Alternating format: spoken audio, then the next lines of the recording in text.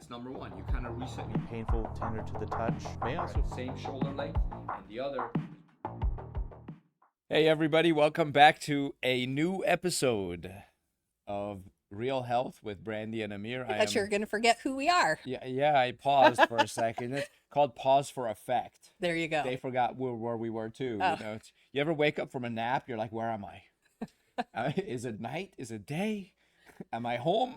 I was actually trying to figure out how old I was this year. And so I was looking it up on our EHR, where we have all of our patient information. Because your own age. I was, but then I forgot my name. I was like, wait, who am I? So it was a whole thing. Wow. But we're better now. I know who I am. I know how old I am. Trust you with health advice? It was a glitch. We'll just call it a glitch. Okay. Welcome to another episode of We've got it all together. The Real Health Podcast with Brandi and Amir. I'm Dr. Amir Rashidian, a chiropractor. Brandi is my other half, and she's the scatterbrained one. Now you know why he introduces us, in case I forget who we are. Today you are Brandi, with an I. Yay. You have an I at the end. So anyways, Real Health Podcast is where we look at all the latest news in health and wellness. Whatever you find in, regular media about health and wellness, we're going to read those articles. We're going to summarize them for you, and then we're going to tell you how they can be applied to your life. And our purpose for you is that you'll feel better, get stronger, live longer, and feel younger. Mm-hmm.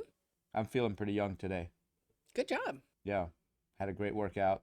Awesome. I have a new bodybuilding coach now. Oh, yay. You got started, huh? Well, I had a conversation with him. We'll Okay. see how it goes. But yeah, I've had 2 coaches quit on me. I hope that's not you. Yeah, who knows? I'm pretty A self-sufficient. third, it's going to be a trend, so we got to... Low maintenance, self-sufficient, So anyways, tell me what to do and I'll do it. Yeah, But you're pretty good at that. I've been getting good results. We'll see.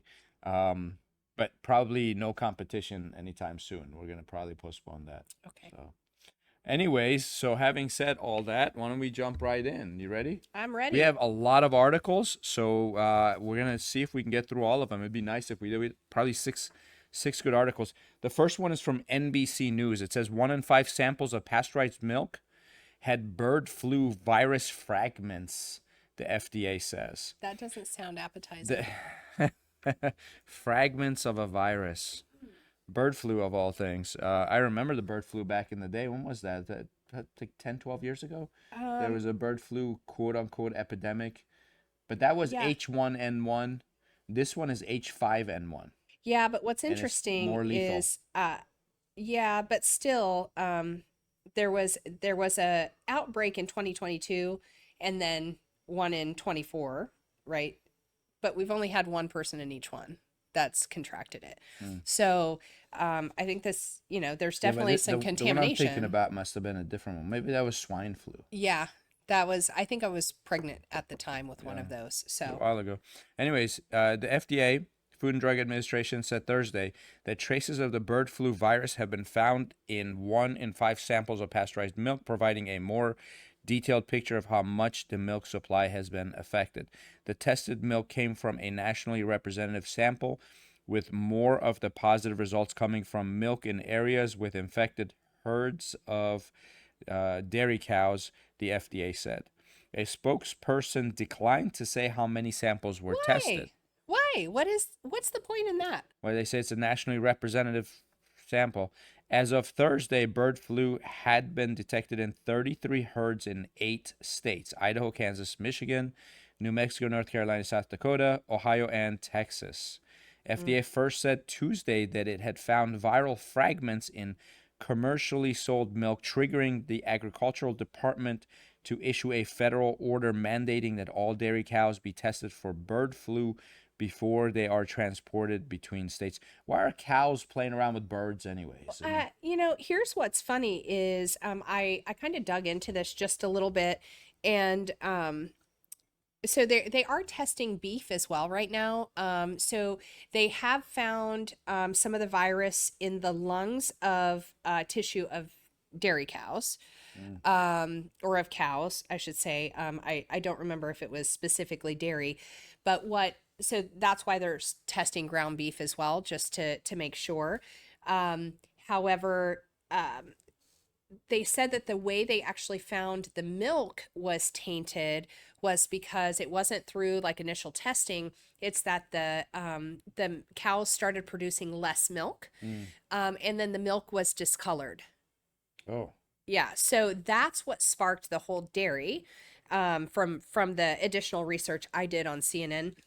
And so it was a different color and they were making less. That triggered a concern in the dairy farmers, which began the testing. So, and it's probably interesting. they're contracting because it comes from bird feces and whatnot. Well, they fly all over the place, and then the cows are eating the grass and what's there. So it's easily transmitted that Okay. way, but it is not easily transmitted from human to human. So while they are Right. finding many mammals are actually affected by this, I think they said there was a good number of seals that were actually affected, which I found very interesting. So Wow. there are many mammals in the animal kingdom that are being affected by it, but it is a much harder virus to be transferred from human to human. But there is a concern that down the road it could mutate, making it more easily transmitted between humans. Wow. So, Well, the health officials maintain and experts agree that pasteurized milk is safe to drink. The FDA detected small pieces of the virus in milk, but not live infectious virus. So these are just fragments of the virus. they said even in the birds that have the flu that is being transmitted, they have not seen that that it translates into eggs. So they don't say that there's a risk Okay. of the virus being in the eggs or in the chickens that are killed for processing either.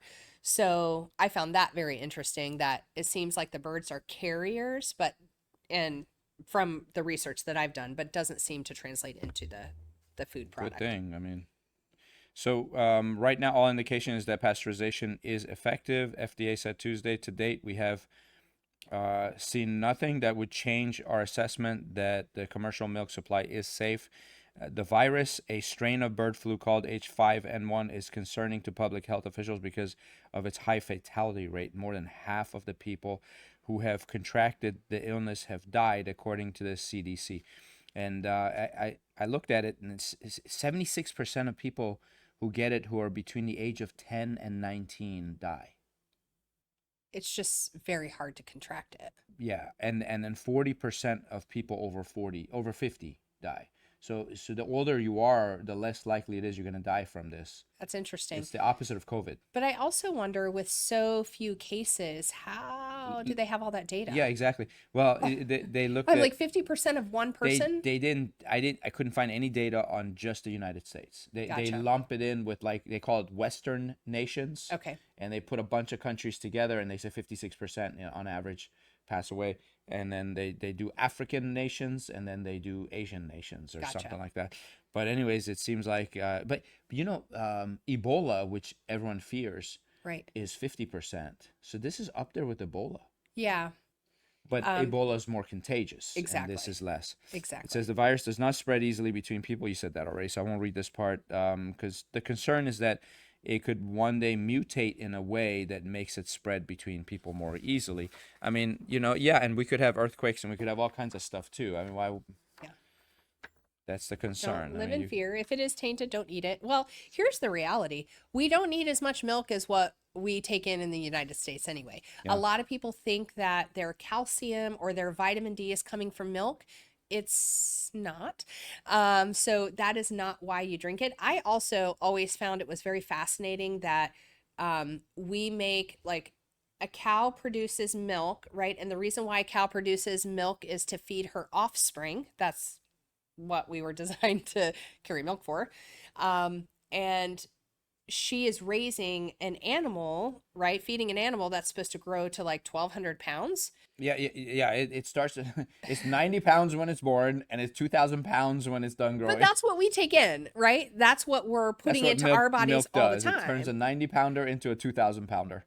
So you have to ask yourself, now, is there a protein component? Absolutely. Yeah. So milk can be a great source of protein. Yeah. So there are some nutritional benefits. Those of you who supplement with whey protein, that comes from milk. Yes. But the reality is, some of what is marketed as far as what we get from it, we don't get from it. You could go your entire life and not have cow's milk, and you would be completely okay. Yeah. It's often recommended to transition from cow's milk to goat's milk because there's less like casein and things like that in it, which to our systems, to certain individuals who are sensitive to it, can be very inflammatory to their system and make them kind of sick even. Milk as a whole is inflammatory anyway. So Pasteurized milk. pasteurized milk. This So is a very controversial subject. So yeah, we raw really versus pasteurized in can't the state of talk Maryland. too much about it. Yeah, and raw milk is not legal in the state of Maryland, so we're not Correct. saying you should go and do that. There are surrounding states where it is not, but you have to do that research on your own. But yeah, just do some research on milk. It's not necessary in your diet if it's something that you don't like, or you know, it's just not necessary. So you're not getting what You'll you be think you fine are. without milk. Yes. Next article is from this is a publication of the World Health Organization. It says the World Health Organization reports widespread overuse of antibiotics in patients hospitalized with COVID-19. This to me, okay, I'm just going to say, when I read this title and I started diving into this, I laughed so hard because this feels like that article that we read where the medical community was finally like, oh my gosh, we finally realized these organs actually communicate with each other and the whole body. And I'm like, wow, we're just figuring that out. And now, finally, let's give a little hoopla to this. We finally realized that overuse of antibiotic could be detrimental. It gets better because we have two articles on antibiotics, and the other one actually talks about the immune system, which I've never seen a medical article talk about. So that's. Anyways, it said this overuse of antibiotics is causing silent spread of antimicrobial resistance. While only 8% of hospitalized patients with COVID-19 had bacterial co-infections requiring antibiotics, 3 out of 4, or 75% of patients have been treated with antibiotics just in case. I don't want a treatment just in case. That's ridiculous. But it is what we do. It didn't happen just with COVID. It happens all the time. Yeah. We will have patients come in and they go, I have bronchitis. I'm like, is it viral or pneumonia, whatever, viral, or is it bacterial? And they'll be like, oh, it's viral. I go, okay, well, we have some great supplements that we can help with. They gave me an antibiotic. I'm like, why are we doing that? And I go, did they test you? Is it bacteria? Do you have a bacterial infection as well? No, they did it just in case. And that is literally the term that is used all the time. They want to prevent a possible bacterial infection. Mm-hmm. I don't know. How about we build the immune system? It's a good idea. Because you kill the immune system when you kill all the bacteria in your gut. Yeah.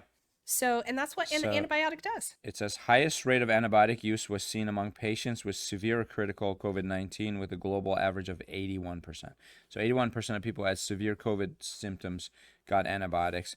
When a patient requires antibiotics, the benefits often outweigh the risk associated with side effects or antibiotic resistance. However, when they are unnecessary, they offer no benefit while posing risk, and their use contributes to the emergence and spread of antimicrobial resistance, said Dr. Silvia Bertagnolio, World Health Organization Unit Head of Surveillance, Evidence, and Laboratory Strengthening Division for AMR. I like her. You know, she's like, yeah, you know, if there is an infection, the risk outweighs the benefit. The benefit outweighs the risk.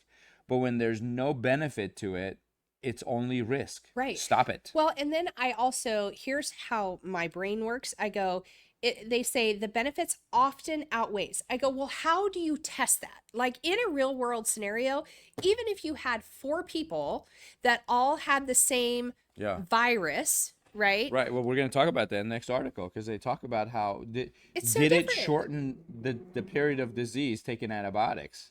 And the article answered that. So we'll get to it. You're 100% right.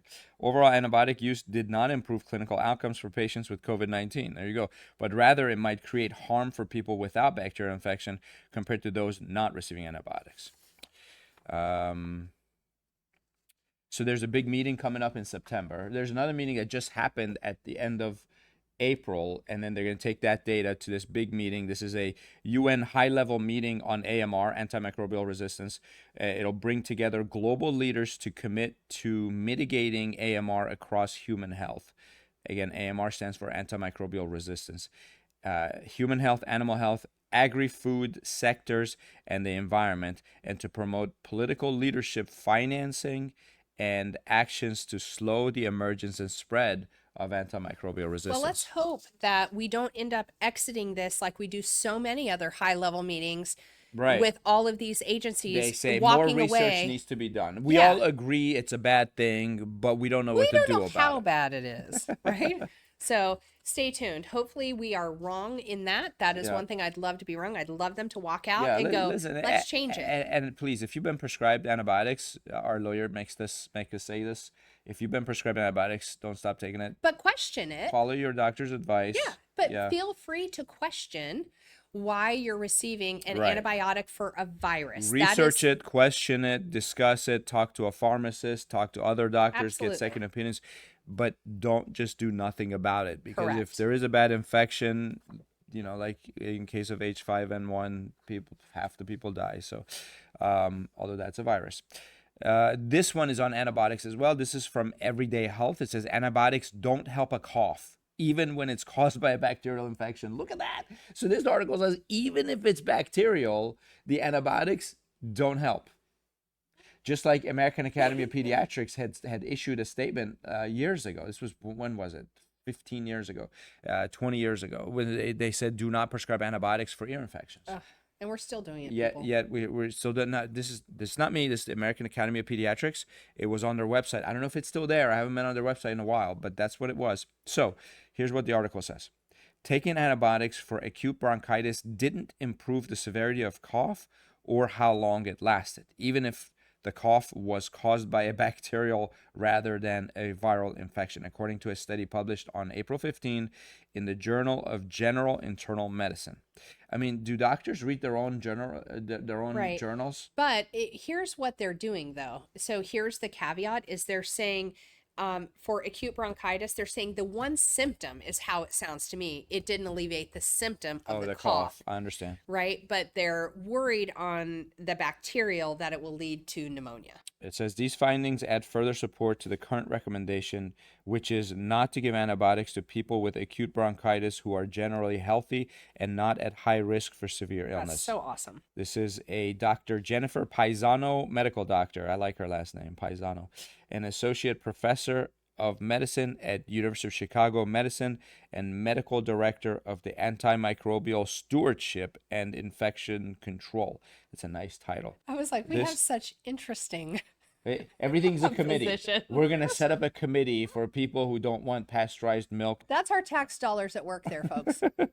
This study should help providers feel confident in following the guidelines, even in the small percentage of bronchitis cases caused by bacteria, says Dr. Paisano, who was not involved in the study. So, cough is the most common illness-related reason for a doctor's visit. So more people go to a doctor for a cough than anything else. Well, especially now after COVID, you're 100% going to have more people. We used to just go, I'm coughing. Oh, yeah. Now you cough once, you run to the doctor. 3 million outpatient visits and more than 4 million emergency visits annually, says lead author Dan Merenstein, medical doctor, a professor of family medicine at Georgetown University, School of Medicine in Washington, D.C., in a press release. Viruses cause colds and flu, as well as most sore throats and coughs, and antibiotics can't kill viruses. Bacteria causes more ear infections, some sinus infections, UTIs, urinary tract infections, and strep throat. And for those illnesses, doctors can determine if and what type of antibiotic may be used. And again, I don't know, why don't doctors diagnose and pharmacists prescribe? Pharmacists spend their lifetime studying medication. They're better suited to tell you which type of antibiotic works best for this type of, anyways. We've talked about that on the podcast before. So they talked about acute bronchitis. About 3 to 5% of these patients have pneumonia. So 35% of people who get acute bronchitis end up with pneumonia. Pneumonia is obviously more severe. It's when the lungs start to fill up with fluid.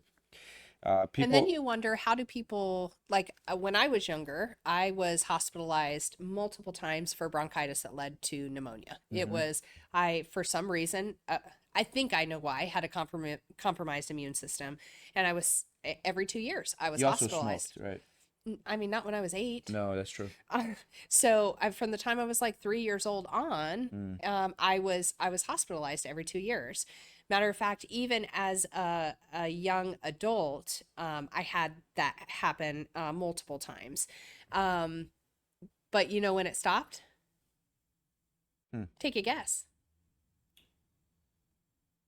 When I started getting adjusted, Oh, interesting. right? Yeah, That's when very one of the cool. last ones I had was in my mid 20s. Chiropractic adjustments. When I was getting them regularly as an adult. When I was younger, I was adjusted off and on from the time I was about like 8 or 9.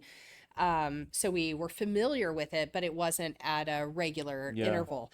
But once I did that and changed some of my diet and whatnot, I didn't have those issues anymore. Not that I never got sick, right? yeah. But so it was a big difference. Oh, yeah. In 1918, when there was the Spanish flu that killed millions of people who were getting chiropractic care were not getting sick from it. Yeah, it's That's amazing. that literally is what put chiropractic on the map. Right. Well, remind me, I believe something very specific happens to the body when the thoracic spine is adjusted. Is that Yeah, correct? its first federally funded research study on chiropractic was in 1990, Okay. and it was funded by the NIH, and they found that when you adjust the upper back, you get Hmm. what's called a respiratory burst, which is an increase in white blood cell count. Now, this happens within 15 minutes of the adjustment. So they would check white blood cell levels, do the adjustment, recheck 15 minutes later, and if your immune system was low, it boosts it. And Yeah. that was done by blood tests. It was pretty powerful. Well, I wrote about it in the book. Get the book. So people prescribed an antibiotic were significantly more likely to have a moderate to severe cough, colored phlegm, a stuffy or runny nose, wheezing, and fatigue compared with people who did not get one. So Wow. those with a cough that caused shortness of breath, lightheadedness, nausea, and vomiting were also more likely to receive an antibiotic. So in the study, they only gave antibiotic to people that were Right. pretty severe, while patients expected that their duration of cough would be shortened by 4 days if they received an antibiotic. The results showed that those who were prescribed an antibiotic actually had their cough for a day and a half longer compared with those who didn't get prescribed an antibiotic. So the 17 and a half days versus 15.9 days. Yeah. Hmm. Even for the 40 people who had a bacterial germ detected on PCR tests, the duration of cough was the same, 17 days, whether or not an antibiotic was prescribed. So people who got the antibiotic for the right reasons, meaning they had a bacterial infection, their cough Hmm. still lasted the same amount. Uh, is it surprising that antibiotics didn't help improve cough even when it was a bacteria caused infection? The findings are a little surprising, but maybe they shouldn't be, says Paisano. After all, the majority of respiratory infections in primary care outside of the hospital are managed without knowing if a virus versus bacteria causes it. Providers, even though well intended, may prescribe antibiotics out of fear of missing a bacterial infection that could lead to a worse outcome based on older age or worse symptoms. And this study gives us data that should help decrease those fears, says Paisano. Antibiotics may not help improve the symptoms of a bacterial infection because symptoms may be more related to the immune system's response Ding, ding, ding. in fighting the infection than specific to the pathogen, bacterial or viral, says Dr. Paisano.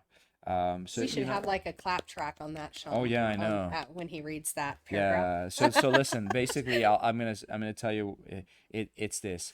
How have you been living? Yes. It's How what have have you you been been doing? living? Yeah. It's not what you do after the infection. It's what you've been doing until the infection. That's what determines. You take care of yourself. You keep yourself strong and healthy and well. Your immune Yeah. system fighting the way it's supposed to, protecting you, and then you get an infection, you're going to bounce back. You don't need antibiotics. You're going to do great. You may not even hit that 17 days. Remember, the people that they're talking about, Yeah. most of them are not doing the things in their life that are keeping them healthy. The right amount of sleep. Most of us do not drink the right amount of water, so we're not flushing our system. Sunlight, vitamin D, so important. If you can't get outside or you live north of the Mason-Dixon line, you better be supplementing during the winter months. You have to. You do not get enough. And eating right, exercise, like all of those things you have to do. And no overuse of antibiotics. You're wiping your good flora out of your gut, and that is where your immune system begins. And then get adjusted. Absolutely. Shameless plug. Yeah, of course. Chiropractic is key. It's like dentistry. Everybody has to have a dentist on their team of doctors. Everyone should have a chiropractor. Right. Most adults who have a healthy immune system and good lung function are able to fight common viruses and bacteria that cause lower respiratory tract infections, and that may be why antibiotics did not change the duration of symptoms or outcomes. Those with higher risk, the primary care provider would advise them if it was necessary. So, rather than prescribe antibiotics to healthy adults, providers need to help set expectations for patients regarding how quickly or slowly they will recover from a lower respiratory tract infection. That may increase a patient's confidence that what they are experiencing is expected and does not require treatment with antibiotics. So, and that, again, Dr. Paisano said this. So basically, let's say you have a cough. It's been going on for 7 days, and you're like, hey, is your cough lasting longer than 7 days? I really should get it looked at. The doctor should tell you, hey, you have 10 more days. So this kind of cough typically lasts 17 days. After 17 days, if it's still there, we're going to figure out something else to do. But you're right on track, and it's okay. Now you have confidence that the doctor knows what they're doing. You won't say, hey, you got to give me something for this. But if you feel like you need something, let's talk about some alternatives that you can do to build your immune system at home before you hit that 17 days, right? Yep. Because there are many things, food-based supplements and other foods that you can take that are huge antivirals that will help get you through that much, much quicker. I agree. And so this part of the article talked about why it's bad to take antibiotics when you don't need them. And it was described by this Dr. Pottinger, who is an infectious disease doctor at University of Washington Medicine in Seattle. And he was not involved in the study. So he says taking antibiotics when you don't need them isn't recommended for a few reasons. Just like any medication, antibiotics can cause side effects. The most common side effects of antibiotic use include nausea, diarrhea, and allergic reactions. There's also evidence that antibiotics can adversely impact gut health and reduce microbiome diversity, which is what you said, Brandi.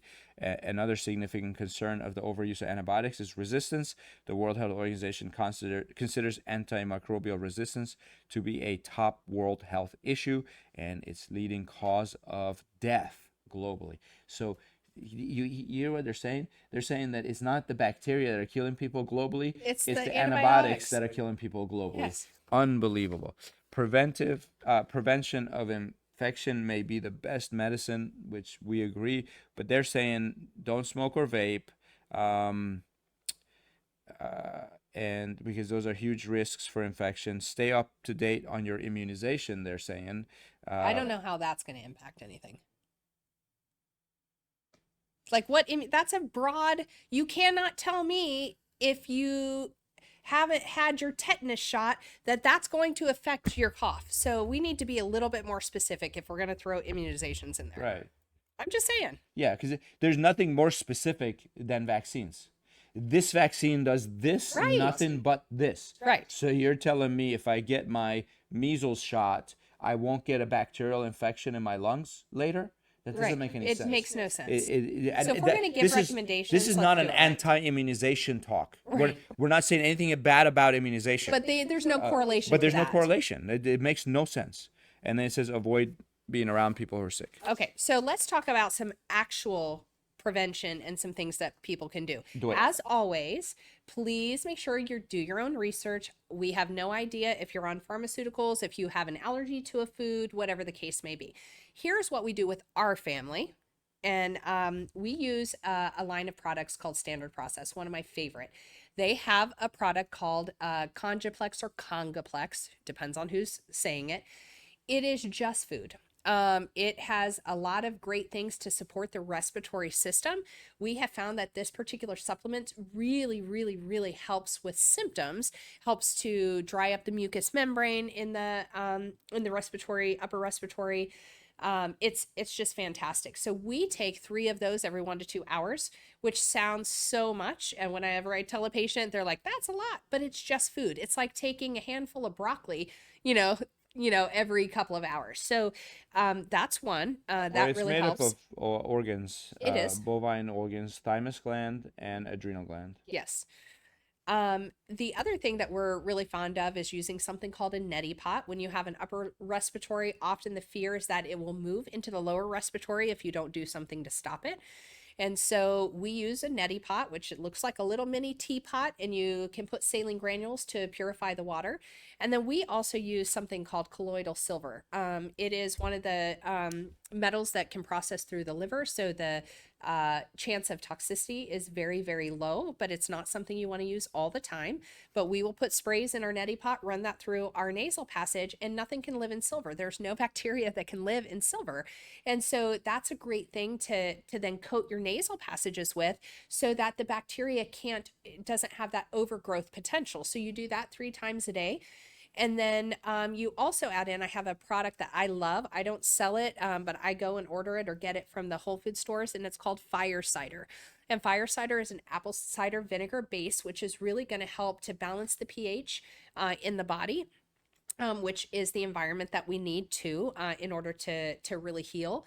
And then it's loaded full of antiviral foods. So you're talking about turmeric and onion and garlic and Honey. ho- honey and habanero peppers and cayenne pepper and dandelion, which helps with being able to get things flowing through your system. It's a natural diuretic. But go in there and look at the ingredients, make sure there's nothing that, that would be upsetting to your stomach or that wouldn't be good for you. But that's sold on the shelf. You can take a shot of that. I like to put it in hot water at the end of the It's like a night tablespoon. and use Mix it it with as water if you want. a tea. But it has amazing stuff in it. Those 3 things alone will help to reduce that time and the symptoms that you're experiencing. Most of the time when we have something hit the house, we don't battle it for 17 days. We hit it very, very quickly, and we're usually done within 3 to 5, which is amazing. I will tell you, 2 nights ago, I went to bed not feeling 100%. You can kind of hear it in my voice today. I hammered my system all day yesterday with the same things I'm telling you guys today. And today I woke up, I'm literally 70% better than I was the day before. And so it's possible. It's possible to get rid of these things Yeah. and to not have to suffer as much. So most of us, we don't get to stop. I'm a mom of 3. We have 2 businesses. We're doing a podcast, PTA, church, and the flying cows. We don't have a lot of time. I'm baking a lot of cookies for the flying cows. So, We're getting our t-shirt. This is Mama Cow. yeah, I'm not sure how I feel about that. At least it doesn't say heifer. I'm okay with that.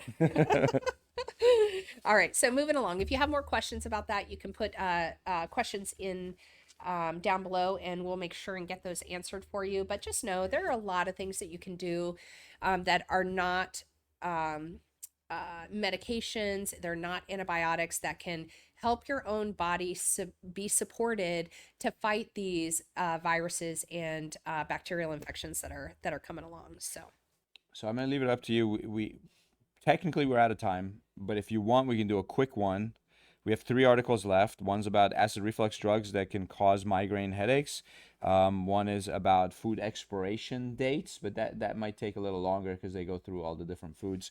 And then we have an article about conjoined twins.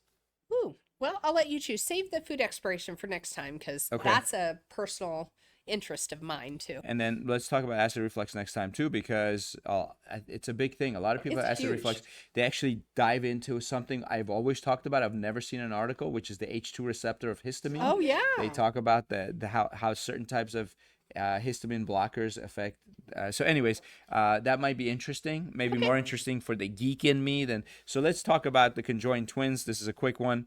This is from New York Times. Lori and George Chappelle, long surviving conjoined twins, die at 62. Hmm. So they lived 62 years. Which is, I think, probably higher than what was expected. Oh, So, yeah, I'll tell you in a second.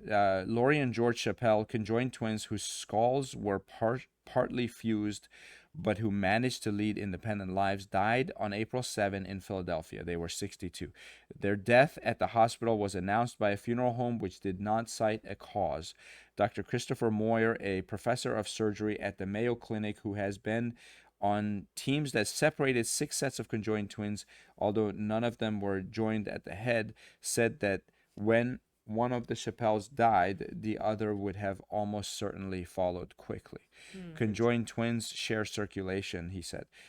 So unless you somehow emergently divide their connection, it's absolutely a fatal, non-viable process. The Chappelles lived much longer than been expected when they were born as craniopagus twins joined at the head, which is rare. They were cited as the second oldest conjoined twins ever by the Guinness World Records. wow. They were connected at the sides of their foreheads and looked in opposite directions. So they're basically one looked that way, one looked That that is way. just so fascinating. Yeah. Maybe Sean can throw a picture up for them. Lori was able to. Lori was able-bodied and pushed George, who had spina bifida, on a stool that had wheels. George was assigned female at birth and took on a new name in the 1990s, Reba, for the country singer Reba McEntire, but later came out as a trans man. They insisted adamantly that they were distinct people. Of course, they were distinct people. Of course, There was two of them. yep, exactly. We're two human beings who were brought into the world connected at one area of the body, Lori said in a short ITV documentary in 1997. This is a condition that happened through birth, and people have to learn to understand that when they see this. Understand that when they see this. She gestured to their conjoined heads. All they see is this. So that must have been sad for how Yeah. people looked at them. Lori worked at a hospital laundry in the 1990s and enjoyed bowling. George and Reba performed country music in the United States and abroad. How cool is that? They Yeah. actually performed, won a Los Angeles Music Award for Best New Country Artist in 1997, and sang The Fear of Being Alone over the closing credits of the movie Stuck on You in 2003. That was a great Yeah, movie. that's really funny. Is a comedy directed by Bobby and Peter Farley that starred Greg Kinnear and Matt Damon as conjoined twins. We should pull that out and watch that Yeah, again. we should. The boys would enjoy that. The Chappelles had been hired as technical consultants on the film, but when the Farleys learned about Reba's musical talent, they added Reba's rendition of The Fear of Being Alone, a song Reba McEntire had recorded in 1996. The Los Angeles Times reported Reba also made a video of the song. In 2002, Reba reported on the Jerry Springer show singing Doctor Talk, a song that Mr. Springer wrote and recorded in 1990. I mean, they had a full life, these two. Yeah. The audience stood and clapped during the performance. The twins gave each other space for their pursuits. Reba told BBC Radio in 2006, "When I'm singing, Lori is like another fan, except she's up on stage with me, covered by a blanket to reduce the distraction." It must On be warm. on the Springer show, the twins noted that Lori dated men and they discussed the logistics. During Lori's dates, Reba said, "I wasn't there in my mind. I was there bodily. I didn't look at anything or say anything." Lori added, "You really forget she's there." Lori, Lori said that she went only so far with men. As for anything beside cuddling or kissing, I won't go further.